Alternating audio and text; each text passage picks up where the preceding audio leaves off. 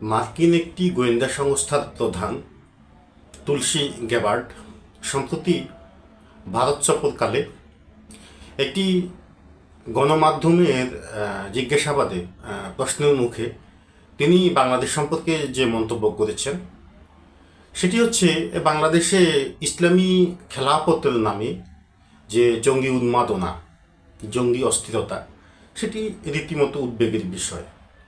এই ধরনের একটি মন্তব্য তুলসী গ্যাবার্ড করেছিলেন।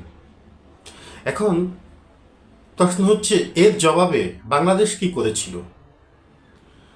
তো আজকের পত্রিকায় দেখতে পেয়েছিলাম বাংলাদেশের দখলদার যে চক্রটি রয়েছে তাদের পক্ষ থেকে একটি মিনমিনে প্রতিবাদমূলক বিবৃতি দিতে শোনা গেছে, যেখানে বলা হয়েছে বিষয়টি এরকম যে তুলসী গ্যাবার্ডের মন্তব্য সঠিক নয়, বাংলাদেশে জঙ্গি তৎপরতা সে হারে হয় না, হচ্ছে না, এ ধরনের মন্তব্য সমীচীন নয়, এবং রাজনীতিকদের মন্তব্য, রাজনীতি কর্মীদের, নেতাদের কর্মকাণ্ড আরও সীমিত, সংযত হওয়া উচিত, এ ধরনের মিনমিনে আলোচনা। আমার প্রশ্নটি হচ্ছে,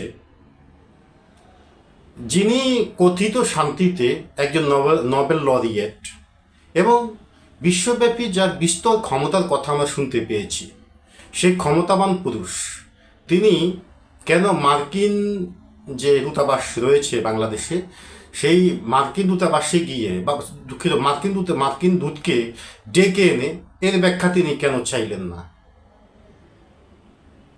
এভাবে তো একটি রাষ্ট্রের বিপরীতে গিয়ে বলা একটি রাষ্ট্রের জন্য সম্মানহানিকর ব্যাপার।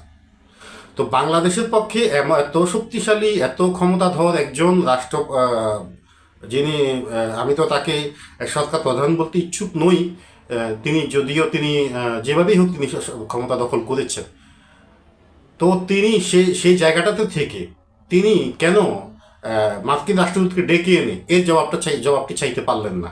এবং বাংলাদেশের পক্ষ থেকে শক্তিশালী প্রতিবাদ কেন মার্কিন প্রশাসনকে জানানো হলো না?